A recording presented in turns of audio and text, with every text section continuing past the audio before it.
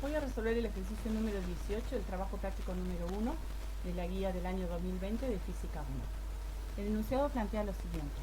Dos tanques participan en un ejercicio de maniobras en terreno plano.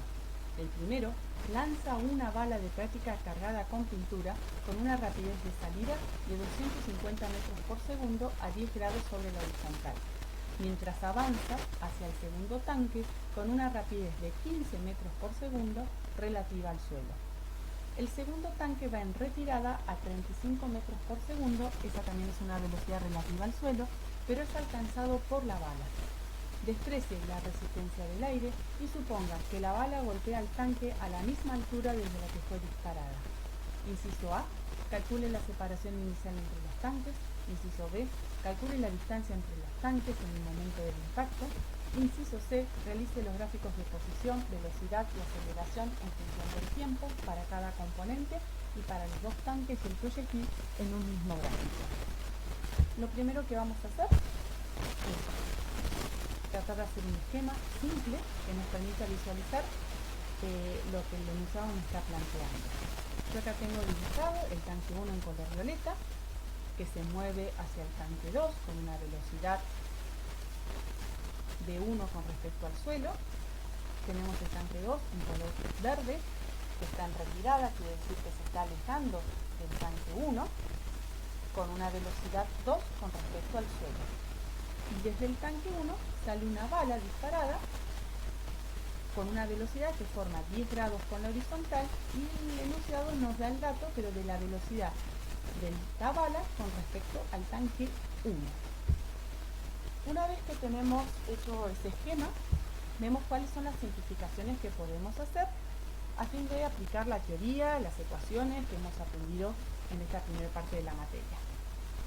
En este caso vamos a considerar a los objetos de estudio como partículas puntuales, vamos a despreciar la resistencia del aire, como nos decía también el enunciado, y considerar que la aceleración de la gravedad es constante.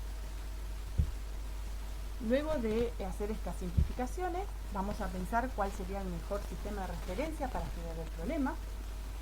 Por lo general, siempre es más sencillo estudiar el problema desde un sistema de referencia fijo.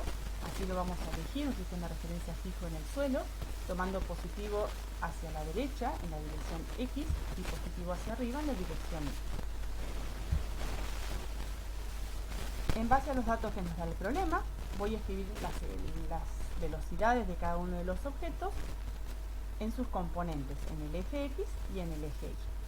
Para el tanque 1, como únicamente tiene velocidad en el eje X, tenemos 15 metros por segundo en la dirección X y 0 en la dirección Y, o en función de los versores Y, J, como está marcado acá. Lo mismo vamos a tener para el tanque 2, 35 metros por segundo en la dirección X y 0 en la dirección Y. En el caso de la bala, tenemos que tener en cuenta y prestar atención que esta velocidad que nos da es la velocidad de la bala con respecto a 1. El enunciado nos da esa velocidad de forma polar. Nos indica que tiene un valor de 250 metros por segundo y forma un ángulo de 10 grados con la horizontal. Lo que hacemos acá es expresar la velocidad de la bala con respecto al tanque 1, también en función de sus coordenadas en el eje X y en el eje Y. Para X vamos a tener que va a ser el módulo de la velocidad por el coseno del ángulo, y para la componente Y va a ser el módulo de la velocidad por el seno del ángulo. Ahora bien, con estos datos no podemos pasar a resolver de una el problema, porque tenemos por un lado velocidades con respecto al sistema fijo, que es el suelo, y por otro lado tenemos velocidades con respecto al sistema móvil, que es el tanque 1. Entonces, ¿qué vamos a hacer? Primero, recalcar que el análisis del problema lo vamos a hacer en función del sistema de referencia fijo en el suelo. Entonces, esta velocidad de la bala que tenemos acá, antes de empezar a resolver ecuaciones, vamos a tener que calcular cuál es la velocidad de la bala, pero con respecto al suelo. En este caso, esa velocidad la representé en color rosado y la que nos daba el enunciado la representé en color rojo. El estado inicial nos muestra entonces, en base a nuestro sistema de referencia ubicado en el tanque 1, que Inicialmente, los tanques están separados por una distancia inicial, que es lo que nos pide calcular en el inciso A. El tanque 1 dispara esa bala. La bala, como está sometida a la aceleración de la gravedad, va a describir una trayectoria parabólica en 2 dimensiones. Mientras que esa bala está en el aire, tanto el tanque 1 como el tanque 2 siguen moviéndose. Luego de cierto tiempo, la bala impacta sobre el tanque 2 y la posición del tanque 1 y el tanque 2 es diferente a la que tenían en el estado inicial. Como la rapidez del tanque 1 es menor que la rapidez del tanque 2, el desplazamiento del tanque 2 va a ser más grande que el desplazamiento del tanque 1. Eso es una información que de alguna manera tuve cuidado a la hora de hacer este esquema entre el estado inicial y el estado final. Calculamos ahora cuál es la velocidad de la bala con respecto al suelo. Ese vector velocidad va a ser, nos lo va a permitir componer la composición de los dos efectos, es decir, el movimiento que tiene el tanque 1 y la velocidad de la bala con respecto al tanque 1. Vamos a tener que la velocidad de la bala con respecto al suelo va a ser la velocidad de la bala con respecto al tanque 1 más la velocidad del tanque 1 con respecto al suelo. Esta sería la velocidad con la que un observador fijo en el suelo ve que sale disparada la bala. Como tenemos estas magnitudes vectoriales, podemos sumar componente a componente, la componente en X con la componente en X, la componente en Y con la componente en Y, y determinar cuál es la velocidad de la bala con respecto al suelo, tanto en X como en Y. Acá me faltó poner una flechita de vector, porque esto que estoy representando acá también es una magnitud vectorial. Ahora sí, una vez que tenemos todas las velocidades respecto al suelo, vamos a ir escribiendo cuáles son las funciones temporales para cada uno de los objetos. Tanto el tanque 1 como el tanque 2 se mueven únicamente en la dirección X. Entonces, a fin de simplificar y no escribir tantas ecuaciones, para el tanque 1 y el tanque 2, acá solamente anoté las componentes en la dirección X. La aceleración es nula, la velocidad del tanque 1 es constante, 15 metros por segundo, porque su aceleración es nula, y la posición del tanque 1 en función del tiempo va a estar dada por la posición del tanque 1, que en nuestro sistema de referencia inicialmente es 0, más la velocidad del tanque 1 por el tiempo. Algo similar vamos a tener para el tanque 2, aceleración en X igual a 0, velocidad del tanque 2 en función velocidad del tanque 2 en X en función del tiempo, 35 metros por segundo, constante, y la posición del tanque 2 en función del tiempo va a estar dada por la posición inicial del tanque 2, que acá nosotros lo marcamos como DI, más la velocidad por el tiempo. En el caso de la bala sí que describe una trayectoria bidimensional. Es un movimiento en 2 dimensiones con una trayectoria parabólica. Entonces, cada una de esas magnitudes físicas, tanto la aceleración como la velocidad y la posición, tenemos que desdoblarla, analizarla tanto en el eje X como en el eje Y. La aceleración de la bala en el eje X es 0. La aceleración de la bala en el eje Y es la de la gravedad, que en nuestro sistema de referencia va a ser negativa, menos 9,8 metros sobre segundo cuadrado.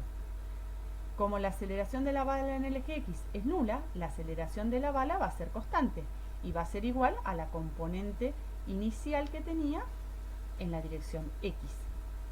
En el caso de la velocidad de la bala, en el eje Y, esa velocidad en función del tiempo va a estar dada por la velocidad inicial de la bala menos la aceleración de la gravedad por el tiempo. Y para la posición vamos a tener que ver la posición en X y la posición en Y. La posición inicial de la bala, como sale del tanque 1, va a ser 0 en X y va a ser 0 en Y. La posición en X va a estar determinada por la velocidad inicial en X en función del tiempo, y la posición en Y va a estar dada por la posición inicial más la velocidad inicial en Y por el tiempo, más un medio de la aceleración menos un medio de la aceleración de la gravedad por el tiempo al cuadrado. Acá vemos que tenemos una función cuadrática porque tenemos aceleración en el eje Y. Para que resulte más fácil después identificar cuáles son las ecuaciones que vamos a ir utilizando, numeramos cada una de las ecuaciones y vemos cuáles son las que podemos utilizar a fin de despejar las incógnitas que tenemos en el problema. En primer lugar, el problema nos pide calcular cuál es la distancia inicial de separación entre los tanques. Bueno, si repasamos la ecuación número 6, vemos que ahí tenemos esa incógnita. Ahí tenemos la distancia inicial que separaba los tanques, ¿sí? En la ecuación de la posición del tanque en un tiempo t. Pero bueno, de acá no podemos hacer ningún despeje para calcular esa distancia, ¿sí? Porque no conocemos ni esta posición, ni conocemos el tiempo que tarda en estar en esa posición. Ahora bien, esto es un típico problema de encuentro. Luego de un cierto tiempo que transcurre desde que sale la bala hasta que choca, el tanque 2 está acá. Y la posición del tanque 2 va a coincidir con la posición final de la bala. Entonces, lo que podemos hacer es igualar esas posiciones. Como la bala tiene posición en X y posición en Y, podemos pensar en igualar la ecuación 6 con la ecuación 11. Y ahí nos va a quedar como incógnita la distancia inicial que separa los tanques y el tiempo en que se produce ese encuentro. Ese tiempo todavía no lo conocemos, pero como sabemos que la bala sale del tanque 1 y llega al tanque 2 en la misma posición de impacto y nosotros lo tomamos como 0, la posición en Y de la bala va a ser nula. Entonces, primero, igualando esta ecuación a 0, que es la posición en Y de la bala en el momento del impacto, podemos despejar cuál es el tiempo de encuentro, el tiempo que la bala tarda en salir del tanque 1 y impactar en el tanque 2. Una vez que tenemos calculado ese tiempo, sí podemos igualar las ecuaciones 6 y la ecuación 11 y despejar la incógnita que es la distancia que inicialmente separaba a los tanques. Luego nos pide calcular cuál es la distancia de separación entre los tanques en el momento del impacto. Es lo que nosotros acá hemos representado como DF, la distancia final. Bueno, si conocemos la posición final del tanque 2 y conocemos la posición final del tanque 1, o por lo menos conocemos sus funciones temporales, podemos igualar esas dos funciones, mejor dicho, si conocemos la posición del tanque 2 y conocemos la posición del tanque 1, esa distancia final va a estar dada por la resta de esas dos posiciones. La posición final de 2 menos la posición final de 1 nos va a dar esta distancia. Esas posiciones tenemos sus ecuaciones en función del tiempo de encuentro. El tiempo de encuentro ya lo calculamos y la distancia inicial también la conocemos. Entonces, reemplazando por estos valores, podemos calcular cuál es la distancia final que hay entre el tanque 2 y el tanque 1. En toda resolución de un ejercicio es importante al final mostrar cuáles son los datos obtenidos, las respuestas a los enunciados que nos pregunta el problema, ¿sí? En este caso, el inciso A, la separación inicial entre los tanques es de 2004,15 metros y la distancia entre los tanques en el momento del impacto es de 2181,35 metros. Finalmente, en el inciso C, nos pide hacer los gráficos. Bueno, sabemos que tanto el tanque 1 como el tanque 2 como la bala tienen un desplazamiento en el eje X. Y además, la bala también tuvo un desplazamiento en el eje Y, ¿sí? Las sucesivas posiciones de la bala en el eje Y fueron variando. Para estos tres objetos, la aceleración era nula en la dirección X. Para la bala, en la dirección Y, tenía una aceleración de menos 9,8 metros por segundo. Luego, para poder hacer el gráfico de la velocidad, si sabemos que la velocidad de estos tres objetos era nula, que la aceleración de la gravedad de estos tres objetos era nula en la dirección X, sus velocidades van a ser constantes en esa dirección. Acá tengo representada la del tanque 1 en color violeta, la del tanque 2 en color verde y la de la bala con respecto al suelo en color rosado. Obviamente cada una con sus módulos. En el caso de la bala en el eje Y, como esa bala sí que tiene velocidad y aceleración en el eje Y, la velocidad va a ir variando. Inicialmente, si volvemos a este gráfico, vemos que la bala tenía una componente en Y positiva, y en el momento del impacto, la recta tangente al punto de impacto nos da que tiene una velocidad en Y negativa. Como estos dos puntos están al mismo nivel, la velocidad de impacto, el módulo de la velocidad de impacto va a ser igual, al módulo de la velocidad de impacto va a ser igual al módulo de la velocidad con la que salió. Volvemos al gráfico de velocidad, lo tenemos que representado acá. Como la aceleración es negativa, acá vamos a tener una recta de pendiente negativa, que en algún momento va a pasar por 0. Luego pasamos a realizar los gráficos de posición en función del tiempo. En el eje X vamos a graficar los correspondientes al tanque 1, al tanque 2 y a la bala.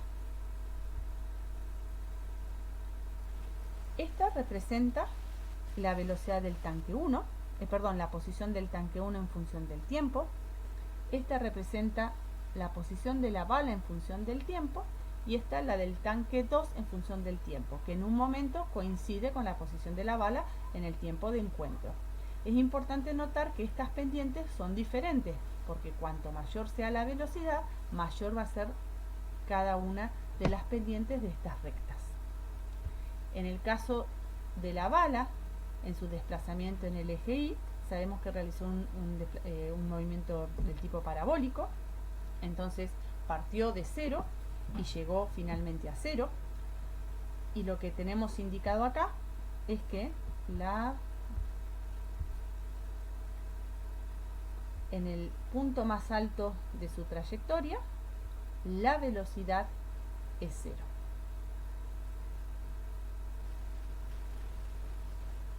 Cuando se pide hacer este tipo de gráfico, no buscamos que sean gráficos exactos en cuanto a escala. Cada uno de los valores los vamos a poder encontrar reemplazando los tiempos en las ecuaciones, en las funciones temporales. Lo que sí vamos a prestar atención es a este tipo de detalles, a las pendientes de estas rectas en función de las velocidades, a que coincida este momento en que la velocidad es nula, coincida con el punto de máxima altura. Esas son las cositas que tenemos que tener en cuenta a la hora de realizar estas gráficas.